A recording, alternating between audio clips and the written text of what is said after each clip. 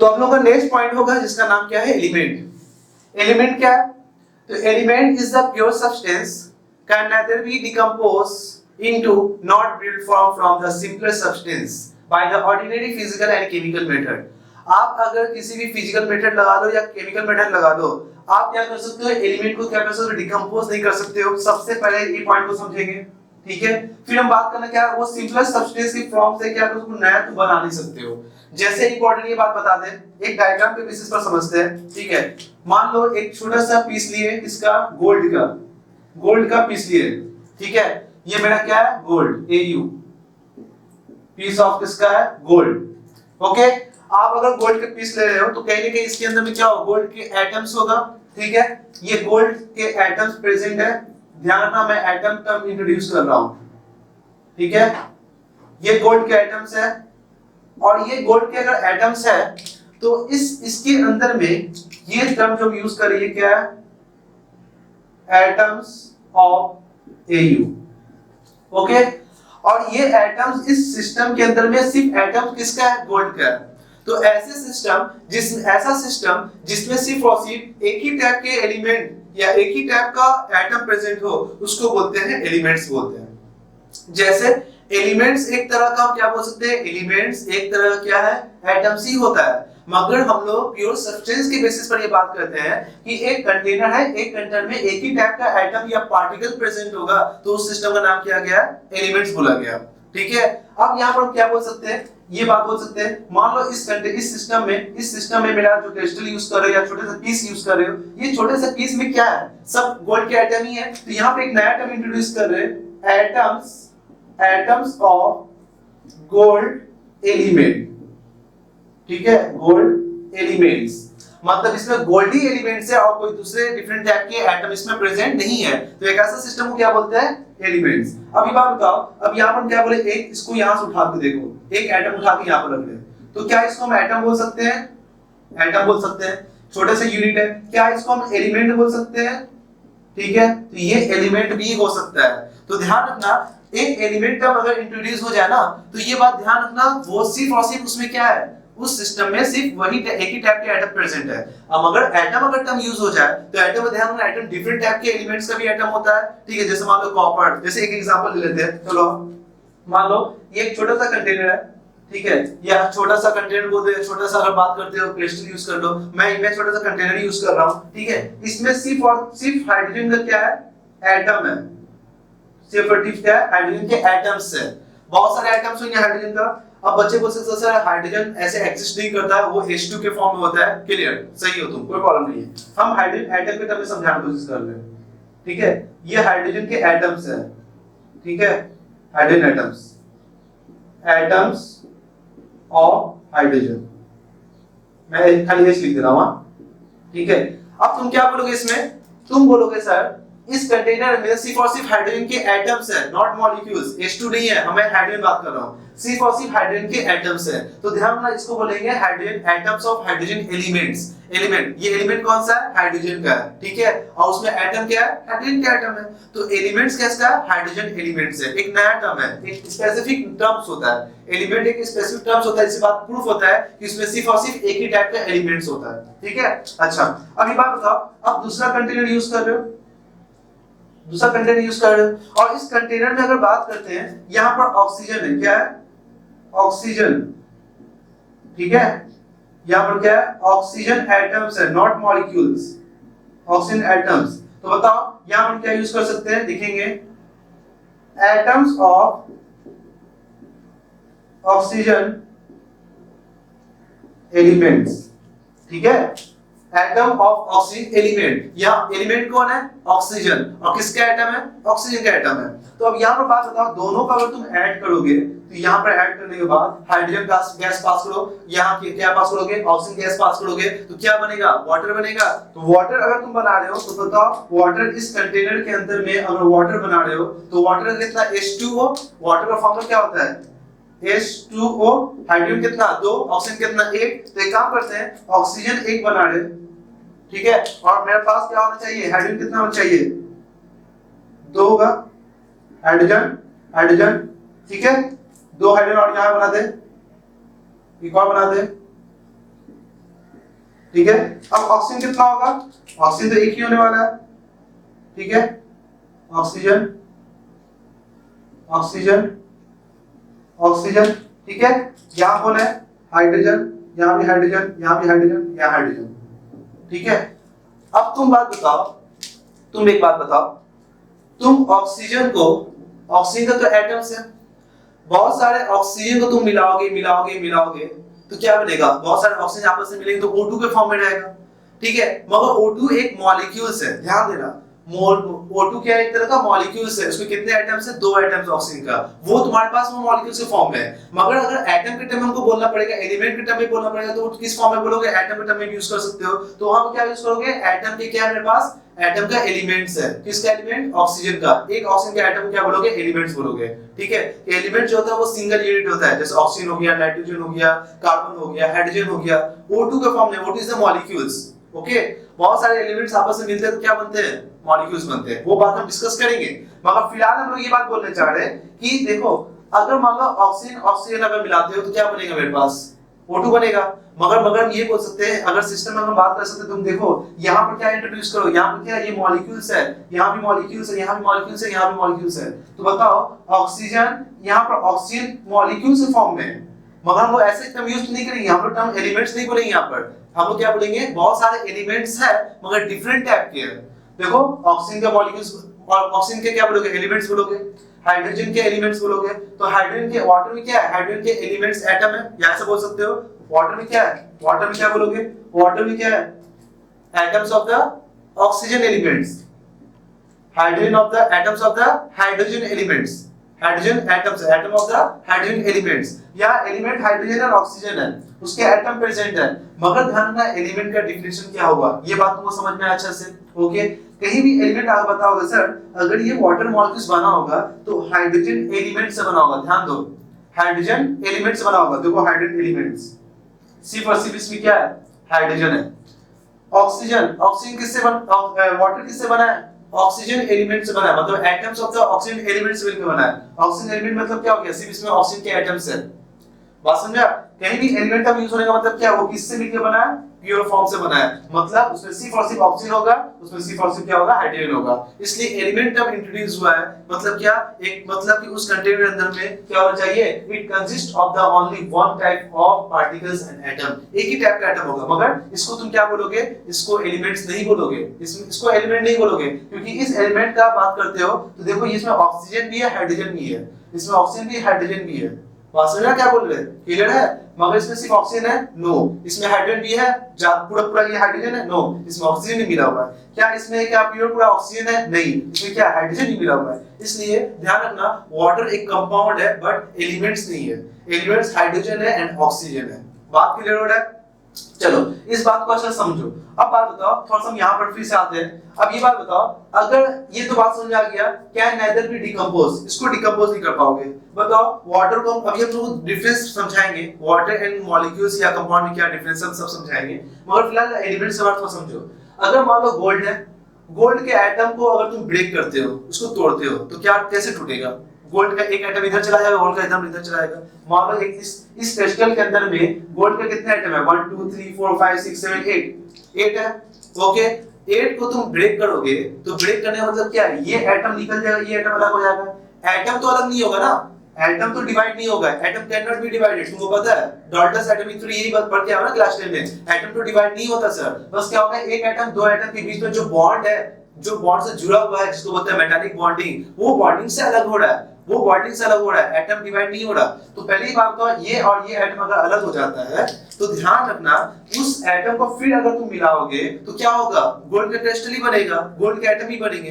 तो वही बोलना चाह रहा है, अगर गोल्ड के एटम, मान लो ये एटम, ये एटम, ये एटम, ये एटम, Au है, ये भी Au है, ये भी Au है, ये भी Au है, इन सारों को अगर जोड़ के मिलाओ तो क्या एक क्रिस्टल ही तो बनेगा, और उस क्रिस्टल में क्या होगा, गोल्ड के एटम ही रहेंगे। इसलिए ध्यान रखना, जिससे ध्यान में क्या बोला गया है, built from the simpler substance, not built from, ठीक है, decompose into, और यहाँ पर एंड होगा, and not built from the simpler substance। अगर सिंपल सब्सटेंस से अगर इसको मिलाओगे क्या होता, वही बन जा रहा है क्रिस्टल, नया जनरेट नहीं हो रहा है, नया कंपाउंड फॉर्म नहीं हो रहा, तो इसलिए इसको क्या बोलोगे, क्या बोलोगे, एलिमेंट्स बोलेंगे। एलिमेंट का डेफिनेशन यही होता है। आप अगर एलिमेंट्स को आपस में मिलाते हो और मिला के उसी टाइप का, डिफरेंट टाइप का नहीं, मैं उसी एलिमेंट का बात कर रहा हूं, अगर यहाँ पे AU है ये भी AU है, आपस में मिलाओगे तो क्या बनेगा, वही क्रिस्टल बनेगा, बड़े से टुकड़े बनेंगे, कोई नया तो कंपाउंड नहीं फॉर्म हो रहा, इसलिए इसका नाम किया गया एलिमेंट। अब पूरे सिस्टम में एलिमेंट है और उसका एक छोटा सा एक यूनिट जिसको एटम बोलते हैं वो भी एक तरह का एलिमेंट ही है। क्लियर है क्या बोले? तो ध्यान रखना एलिमेंट का डेफिनेशन क्या होता है। आप element is the pure substance that can nether B decompose. आप इस एटम को डिवाइड नहीं कर सकते, मतलब ये एलिमेंट एक एटम है, इसको आप डिवाइड नहीं कर सकते, मतलब एलिमेंट डिवाइड नहीं हो सकता। बोलो सर एलिमेंट तो डिवाइड हो गया, हाँ बॉन्ड ब्रेक हुआ है ना, एटम तो डिवाइड नहीं हुआ ना, एटम एक तरह का एलिमेंट ही है जब वो प्योर फॉर्म में होगा, ठीक है, सब उसी टाइप के एलिमेंट प्रेजेंट होगा। तो ये गोल्ड को तुम बात करो, इसको एटम को तोड़ नहीं सकते हो, तो can nether B decompose into, नहीं तोड़ सकते हो, and build from, not build from the simple substance. आप इन दोनों को अगर मिलाते हो एक नया कंपाउंड फॉर्म नहीं कर सकते हो, ठीक है, मतलब इस सिंपल सब्सटेंस से, ये सिंपल सब्सटेंस सबसे छोटा, सिंपल मतलब सबसे छोटा, एटम, एटम ही तो सबसे छोटा है ना, तो एटम से सबसे, एटम अगर बात करते हो एक लार्ज यूनिट है, अगर इस क्रिस्टल को तोड़ोगे, तोड़ते तोड़ते क्या होगा, एक लार्ज यूनिट क्या मिलेगा, सिर्फ और सिर्फ गोल्ड के एटम मिलेंगे। उन सबको भी अगर एलिमेंट को आपस में मिलाते हो एक नया कंपाउंड फॉर्म नहीं होता है, तो इसी सिस्टम को क्या बोलते हैं हम लोग, क्या हम लोग एलिमेंट्स बोलेंगे। तो ये बात अच्छे से क्लियर हुआ एलिमेंट का डेफिनेशन क्या होता है। ओके ठीक है, अब हम लोग पॉइंट बात करते हैं कि एलिमेंट कितने टाइप्स के होते हैं। तो शायद तुम लोगों को पता है कि एलिमेंट जो होते हैं वो अकॉर्डिंग 3 टाइप्स के होते हैं। एक होता है मेरे पास क्या, मेरा मेटल, दूसरा होता है नॉन मेटल, तीसरा क्या होता है मेटलॉइड। ये शायद तुम लोग पढ़े हो, इस पर हम ज्यादा डिस्कस नहीं करेंगे, ठीक है, थोड़ा सा बता दे रहे। मेटल क्या होता है जो कि काम आएगा, मेटल क्या होता है, हार्ड होता है, तुमको पता ही है। मेटल का प्रॉपर्टीज क्या है, मेटल का प्रॉपर्टीज यही है कि वो क्या होता है, गुड कंडक्टर ऑफ इलेक्ट्रिसिटी होता है, तुमको पता ही है, ठीक है। अगर वो गुड कंडक्टर ऑफ इलेक्ट्रिसिटी है, हीट कंडक्ट करता है, तुमको पता ही है। साथ ही साथ ये क्या होता है, ये ब्राइट लस्टर होता है, तुमको पता ही है, ये ब्राइट लस्टर होता है, ठीक, चमकता रहता है। मेटल मेटल हमेशा चमकदार होता है, शाइनिंग करता है। ओके, तीसरा अगर बात करते हो तो ये बात हम बता दें, ये हार्ड होता है, ब्राइट लस्टर होता है, ये good conductor of electricity and heat होता है। फोर्थ अगर बात करते हो क्या, फोर्थ अगर डिस्कस करते हो तो हम ये बोल सकते हैं कि मेटल के पास एक अच्छा प्रॉपर्टी होता है जिसका नाम क्या है, मैलिएबल एंड डक्टाइल। मैलिएबल मतलब क्या होता है कि तुम क्या कर रहे हो, तुम उसको उस एलिमेंट को पीट के क्या कर रहे हो, उसको क्या कर रहे हो, सीट के फॉर्म में कन्वर्ट कर रहे हो। तो एक प्रॉपर्टी सीट के फॉर्म में कन्वर्ट होने का मेटल का अच्छा प्रॉपर्टी होता है, कैरेक्टरिस्टिक्स है, जिसका नाम हम लोग बोलते हैं क्या, डक्टाइल, मैलिएबल। दूसरा क्या होता है डक्टाइल। डक्टाइल का मतलब क्या होता है, डक्टाइल को क्या करोगे, उस सीट को तुम क्या करोगे, अच्छे से उसको फोल्ड करके उसको वायर के फॉर्म में कन्वर्ट कर सकते हो, तो उसको क्या बोलते हैं, डक्टाइल। तो ये छोटे-छोटे प्रॉपर्टी तुमको पता है, मैलिएबल एंड डक्टाइल।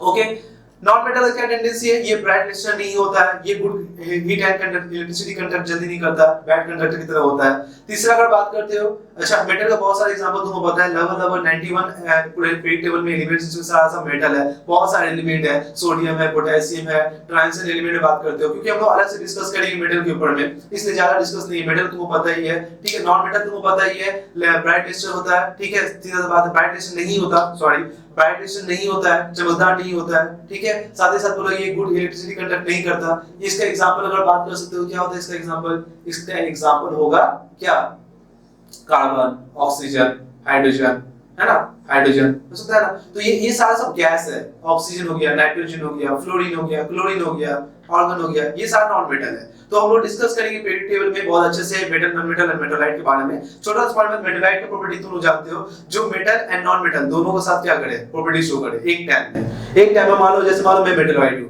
मेटलाइट क्या करता है, अगर सामने वाला का मेटल है तो मैं नॉन मेटल की तरह बिहेव कर लूंगा, अगर सामने वाला नॉन मेटल है तो मैं कैसे बिहेव करूंगा, मेटल की तरह। मतलब एक पॉइंट में अगर बात करो तो दो एक्ट नहीं कर सकता, कभी वो मेटल कभी नॉन मेटल, दोनों का प्रॉपर्टी शो करता है, इसलिए क्या बोलते हैं उसको, मेटलाइट बोलते हैं, ठीक है, बात समझ में आया, ठीक है। तो मेटलाइट का एग्जांपल तुमको पता है, क्या क्या पता है, बिस्मथ, एंटीमनी, है ना, ये सारा पता है, ठीक है, आर्सेनिक, एंटीमनी, बिस्मथ, ये सब पता है तुम लोगों को, ये सारा क्या होता है, मेटलाइट होता है। इस पर हम ज्यादा डिस्कस नहीं करेंगे क्योंकि अलग से इसको पढ़ने वाले हैं। तो फिलहाल के लिए एलिमेंट को थोड़ा सा समझो। तो अब हम लोग का नेक्स्ट पॉइंट होगा कंपाउंड। कंपाउंड क्या है, तो ध्यान रखना, compound is the pure substance formed by the union of two and more elements in a fixed proportion by weight। ये जो टर्म यूज करने जा रहे हैं, fixed proportion by weight, ठीक है, fixed proportion by weight, WT को हम लोग शॉर्ट फॉर्म में वेट यूज करेंगे, ठीक है, बार-बार हम लोग वेट यूज नहीं करेंगे, वेट यूज करेंगे WT। ओके, तो देखो compound is the pure substance form by the union of two and more elements. एक काम करते हैं, एक बात को समझना है, एलिमेंट तो अच्छा समझ में आ गया, सेकेंड पॉइंट हम लोग करने वाले कंपाउंड। कंपाउंड क्या है, हम लोग को इसको बहुत अच्छे से समझना होगा। मान लो दो एलिमेंट्स है, ए एलिमेंट्स डिफर है, ये एलिमेंट डिफर है, मतलब ये हाइड्रोजन एलिमेंट है, ये कौन है मेरे पास, कोई मान लो दूसरा एलिमेंट ऑक्सीजन है। ये दो एलिमेंट आपस में कंबाइन कर रहा है, और ये दो एलिमेंट या दो से ज्यादा एलिमेंट भी हो सकता है, एटलीस्ट 2 एलिमेंट की बात कर रहा हूं, ये मिनिमम है, कम से कम 2 एलिमेंट होना चाहिए, या 2 से ज्यादा भी हो सकता है। आप अगर किसी भी कंपाउंड को फॉर्म करने जा रहे हो तो 2 या 2 से ज्यादा एलिमेंट को मिक्स करो। आप अगर ये मिक्स करते हो, मिक्स करने के बाद ध्यान रखना वो दोनों का जो मिक्स करने का जो तरीका है वो होना चाहिए फिक्स प्रोपोर्शन। फिक्स प्रोपोर्शन मतलब क्या हो गया, फिक्स प्रोपोर्शन बाय वेट, मतलब उसका वेट का जो रेशियो है हमेशा क्या होगा, फिक्स प्रोपोर्शन में होगा। ओके, क्या कहने का मतलब है तो समझना। एक काम करते हैं, मान लो हम एग्जांपल लेते हैं 1, एग्जांपल नंबर 1, ठीक है। एग्जांपल नंबर 1 हम बात करते हैं, हमको बनाना है वाटर, ठीक है। अगर वाटर बनाना है, वाटर एक कंपाउंड है। क्या है वाटर? वाटर एक कंपाउंड है। क्या ये मॉलिक्यूल्स भी है? कंपाउंड भी है, मॉलिक्यूल्स दोनों है, बताइए। तो शायद ये तुम्हारे दिमाग में क्वेश्चन आएगा, ठीक है, मगर हम लोग आगे नेक्स्ट वीडियो में हम लोग करने वाले हैं, टेंशन इधर काट नहीं है, इसलिए हम ज्यादा नहीं तुम लोगों को टेंशन दे रहे। फिलहाल अभी ये बात समझना कि वाटर क्या है। वाटर में हम लोग क्या करें, एक हाइड्रोजन एलिमेंट और ऑक्सीजन के एलिमेंट को मिक्स किए थे। सुना, हाइड्रोजन के एलिमेंट मतलब हाइड्रोजन के बहुत सारे एटम्स होंगे, ऑक्सीजन के एलिमेंट मतलब ऑक्सीजन के बहुत सारे एलिमेंट होंगे, बहुत एटम्स होंगे, वो आपस में जब मर्ज करेंगे तो बहुत सारे हमको क्या मिलेगा, वाटर के मॉलिक्यूल्स मिलेगा या कंपाउंड मिलेगा। हम लोग कंपाउंड कर रहे हैं, नॉट मॉलिक्यूल्स। मॉलिक्यूल्स हम डिफरेंट करके बताएंगे, फिलहाल हम लोग कंपाउंड बोल रहे हैं। वाटर है, वाटर कंपाउंड हम बता रहे हैं, तो कैसे बनाओगे, हाइड्रोजन एंड ऑक्सीजन के मिलकर बना होगा। तो बताओ हाइड्रोजन का एटॉमिक वेट कितना होता है, या तुम बोलो एटॉमिक मास कितना होता है। तुम लोग क्लास 10 में पढ़ के आए हो, कितना 1 से 20 तक है atomic number and mass number पढ़ के आए हो, याद करके आए हो, उसी के अकॉर्डिंग हम यूज करेंगे यहाँ पर। हाइड्रोजन का एटॉमिक मास कितना होता है, हाइड्रोजन का एटॉमिक मास 1 होता है सर, ठीक है, चलो लिखते हैं 1। कितना हाइड्रोजन इसमें, 2 हाइड्रोजन है, तो मल्टीप्लाई बाय 2 कर देगा, टोटल मास निकल जाएगा। तो ध्यान रखना, रेशियो लेते हैं क्योंकि प्रोपोर्शन में बोला है। प्रोपोर्शन मतलब क्या होता है, रेशियो। ऑक्सीजन कितना है इस वाटर में, एक ही ऑक्सीजन है, ऑक्सीजन का एटॉमिक मास कितना होता है, बोलो 16 होता है, बहुत बच्चे शायद सोच रहे 8, ठीक है, एटॉमिक नंबर होता है 16, मास नंबर कितना होता है 16। जब इसको तुम तोड़ोगे, ब्रेक करोगे, क्योंकि ये देखो सिंपलर फॉर्म में नहीं है, तुमको सबसे पहले क्या करना पड़ेगा, तुमको देखो अगर कटता है रेशियो तो उसको सबसे सिंपलेस्ट फॉर्म में ले जाओ। तो सिंपलेस्ट फॉर्म में देखो, ये तो कटेगा, 2 से कटेगा, ये 8 तक, तो वो बचेगा कितना, 1:8।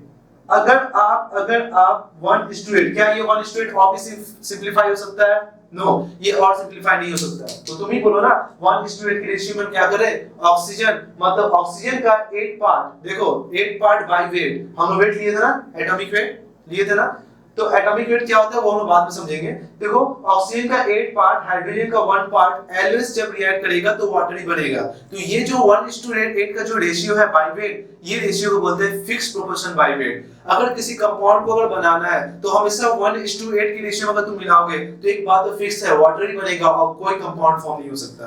तो ध्यान रखना, कंपाउंड क्या है, कंपाउंड क्या है, 2 से ज्यादा एलिमेंट या 2 से ज्यादा एलिमेंट को तुम मिलाओगे। ध्यान रखना, union of 2 and more elements by the fixed proportion by weight, मतलब ये प्रोपोर्शन हमेशा फिक्स्ड होगा। अगर आप 1:8 की रेशियो में अगर मिक्स करते हो तो ध्यान रखना वो हमेशा क्या बनेगा, वो हमेशा बनेगा कंपाउंड बनेगा। कैसा कंपाउंड, वाटर का। समझ में आया क्या बोल रहे हैं? सेकंड एग्जांपल ले, आ जाओ, CO2 ध्यान रखना, ये प्रोपोर्शन फिक्स्ड होगा। अभी इस पर क्वेश्चन देंगे, ध्यान समझो। CO2 बनाते हैं, चलो CO2 बनाने के लिए हमको क्या क्या एलिमेंट का जरूरत होना चाहिए, कार्बन एलिमेंट का जरूरत होना चाहिए, और क्या एलिमेंट का जरूरत होना चाहिए, ऑक्सीजन का एलिमेंट का जरूरत होना चाहिए। तो एक काम करते हैं, हम ये बोल सकते हैं कार्बन का एटॉमिक मास कितना होता है, कार्बन का एटॉमिक मास 6 होता है, नहीं 12 होता है, ठीक है। एटॉमिक मास कितना होगा, 12, 6 होता है एटॉमिक नंबर। बहुत बच्चे क्या होते हैं जब 10 एलिमेंट में आते हैं तो एटॉमिक नंबर को एटॉमिक मास समझ लेते हैं, ठीक है। तो इंपॉर्टेंट यहाँ ध्यान रखना, हमेशा डेली एक एलिमेंट को ब्रेक टेबल को याद करना स्टार्ट कर दो, क्योंकि बहुत इंपॉर्टेंट है, ठीक है। कार्बन का एटॉमिक मास कितना होता है, 12। ऑक्सीजन का एटॉमिक मास अभी भी तुम समझे कितना, 16। मगर ध्यान रखना, यहाँ कार्बन तो एक ही था, मगर यहाँ ऑक्सीजन कितना है, 2 है, 2 एटम है, तो एक एटम का एटॉमिक मास कितना होता है, 16। तो 2 एटम कितना होगा, 16 into 2। तो यहाँ देखो 16 into 2, तो बताओ इनका मास का रेशियो करते हैं, कटेगा 6, अभी भी कटेगा 3, ये कितने करेगा 8। तो बताओ रेशियो जो सिंपलेस्ट रेशियो आ गया, सिंपलेस्ट रेशियो कितना आएगा 3:8। जब ये 3:8 की रेशियो में आ गया तो तुम क्या बोलोगे, अब तो ये डिवाइड नहीं हो, अब तो ये कटेगा नहीं, अब तो ये सिंपल फॉर्म में जाएगा नहीं। तो कार्बन का 3 पार्ट, ऑक्सीजन का 8 पार्ट, एल्वेस जब रिएक्ट करेगा तो ध्यान रखना CO2 फॉर्म होगा, कार्बन डाइऑक्साइड। अदरवाइज अगर ये रेशियो अगर नहीं रिक्वायरमेंट है तो हो सकता है कि ये क्या करे, ये कार्बन डाइऑक्साइड फॉर्म नहीं करे, कोई दूसरा कंपाउंड फॉर्म कर जाएगा। मगर एक स्पेसिफिक कंपाउंड के लिए हमेशा स्पेसिफिक रेशियो होना बहुत ही इंपॉर्टेंट है। ठीक है, बात समझा? चलो एक और बात बता दे, क्या दे, कार्बन मोनोऑक्साइड ले ले। देखो ये भी क्या है, ये यहाँ भी कार्बन था, यहाँ भी ऑक्सीजन था, मगर यहाँ कार्बन यहाँ भी ऑक्सीजन, मगर यहाँ पर कार्बन मोनोऑक्साइड है, यहाँ कार्बन डाइऑक्साइड है, यहाँ वाटर है, यहाँ कार्बन मोनोऑक्साइड है। चलो एक काम करते हैं, कार्बन मोनोऑक्साइड ये भी कार्बन एलिमेंट से मिलकर बना है, ये भी ऑक्सीजन से मिलकर बना है, मगर यहाँ कार्बन तुम देख रहे हो, कार्बन का एटॉमिक मास कितना होता है, कार्बन का एटॉमिक मास 12 होता है इस रेशियो, ऑक्सीजन कितना होता है 16। ठीक है, सब तो 1:1 के रेशियो में, तो काटो काटो कितना ये होगा 2 6 से 12, 2 8 से 2 3 जा 2 4 जा, तो कितना आ गया 3:4। अब बताओ अगर 3:4 रेशियो अगर मिल गया तो ये कार्बन मोनोऑक्साइड बना लेगा। तो अगर ये इंपॉर्टेंट है 3:4 एंड 3:8। अब ये इंपॉर्टेंट है, शायद बच्चे बोलेंगे सर एक काम करते हैं, कार्बन एंड ऑक्सीजन को आपस में जब मिलाएंगे एलिमेंट को तो कुछ अमाउंट ऑफ कार्बन डाइऑक्साइड बनेगा, कुछ amount of carbon dioxide and carbon monoxide दोनों की पॉसिबिलिटी हो सकता है। मगर शायद तुमको पता है कि जब ये कार्बन मोनोऑक्साइड को जब मोर अमाउंट ऑफ ऑक्सीजन मिल जाता है, मोर अमाउंट ऑफ ऑक्सीजन मिल जाता है तो किस में कन्वर्ट हो जाता है, कार्बन डाइऑक्साइड। तो इनके सबको ये बात पता है कि ये किसका फॉर्म में कन्वर्ट होगा, किसका फॉर्म में कन्वर्ट नहीं होगा, ये अलग कंडीशन है। मगर अभी हम लोग को ये बात समझना है कि कौन सा एलिमेंट के लिए क्या स्पेसिफिक क्या होना चाहिए, क्या होना चाहिए मेरे पास, रिक्वायरमेंट प्रोपोर्शन का होना चाहिए। ठीक है, बाय मास के बेसिस पर। तो ये पहले हमको समझना है, फिर हम लोग बात करेंगे कौन एग्जिस्ट करेगा, कौन स्टेबल है, कौन स्टेबल नहीं है, हम लोग आगे वाले वीडियो में देखेंगे। मगर फिलहाल हम ये बात समझेंगे ये फिक्स प्रोपोर्शन बाय वेट का मतलब क्या है और कंपाउंड का मतलब क्या है। क्लियर? ठीक है, 3:4। तो बताओ 3:4 के रेशियो मिले तो क्या बनेगा, कार्बन मोनोऑक्साइड। 3:8 के रेशियो में क्या बनेगा, कार्बन डाइऑक्साइड। ठीक है, और 1:8 के रेशियो में क्या बनेगा, वाटर बनेगा। अच्छा, अब तुम्हारे पास ये बात तो समझ में आ गया कि कोई भी कंपाउंड को दो डिफरेंट एलिमेंट के साथ मिक्स करोगे तो क्या बनेगा, मेरे पास कंपाउंड बनेगा, और वो दो different element fix proportion by weight के रेशियो में कंबाइन एल्वेस करेगा। अगर नहीं करता है तो ध्यान रखना वो कंपाउंड फॉर्म नहीं करेगा।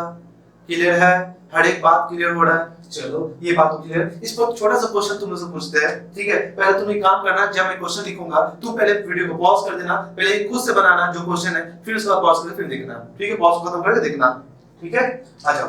क्वेश्चन ये है, चलो इसी से देते हैं। तुमको वाटर दिया गया, क्वेश्चन ये है वाटर तुमको दिया गया जिसमें हाइड्रोजन का तुम्हारा रेशियो तुमको दिया गया है, हाइड्रोजन का रेशियो जिसमें हाइड्रोजन एंड ऑक्सीजन का तुमको वाटर बनाना है। चलो वाटर तुमको बनाना है। अब अगर तुमको वाटर बनाना है तो वाटर का हाइड्रोजन तुम्हारे पास होगा तभी तो वाटर बनाओगे, अगर ऑक्सीजन तुम्हारे पास होगा तभी तो वाटर बनाओगे। अगर मान लो सिर्फ हाइड्रोजन होगा, क्या वाटर बना पाओगे, क्योंकि ऑक्सीजन नहीं है। क्या अगर मान लो मेरे पास ऑक्सीजन है हाइड्रोजन नहीं है, तो क्या तुम वाटर बना पाओगे, नहीं बना पाओगे। तो दोनों का रिक्वायरमेंट होना चाहिए, दोनों मेरे पास है। इन दोनों का तुमको रेशियो तुमको दे दिया है, इन दोनों का तुमको रेशियो दिया है। रेशियो छोड़ दो, तुम बताओ इसका हम बोल सकते हैं मास दिया है, इसका मास दिया है तुमको, इसका मास दे दिया मान लो 1 दे दिया है। ठीक है, हाइड्रोजन का मास कितना दिया 1 ग्राम, इसका कितना दिया मान लो 7 ग्राम। ठीक है, इसका तुम्हारा वेट का रेशियो तुमको गिवन में है। तो क्या बताओ, क्या ये 1:7 के रेशियो में अगर तुमको गिवन में दिया हुआ है, क्या ये वाटर फॉर्म करेगा? तो तुम शायद बोलोगे सर एक काम करते हैं, मेरे पास वाटर का जो तुम देख रहे हो, वाटर का तुम देख रहे हो तो तुम क्या बोलोगे सर, वाटर का 1:8 के रेशियो में होना चाहिए, मगर आप दिए सब 1:7। मतलब यही है, हाइड्रोजन का 1 ग्राम अगर रिएक्ट करेगा ऑक्सीजन के 8 पार्ट से, हम ऐसे बोलते हैं हाइड्रोजन का 1 ग्राम एल्वेस रिएक्ट करेगा ऑक्सीजन के 8 ग्राम से।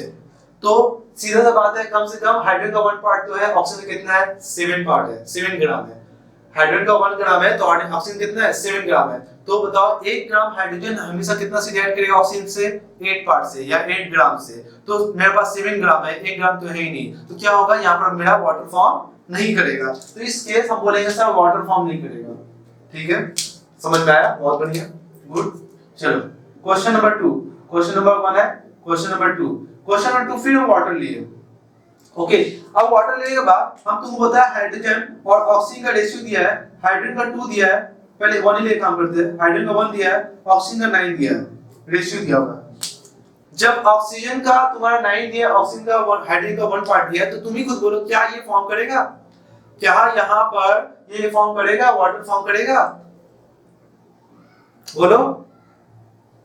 करना चाहिए, करना चाहिए। क्यों? बहुत सारे बच्चे लोगों के साथ दिमाग में आता है और सब नहीं करेगा, क्योंकि 1:8 का रिक्वायरमेंट होना चाहिए। हाइड्रोजन का 1 ग्राम अगर रिएक्ट करेगा ऑक्सीजन के कम से कम कितने पार्ट से, कितने ग्राम से? 8 ग्राम से।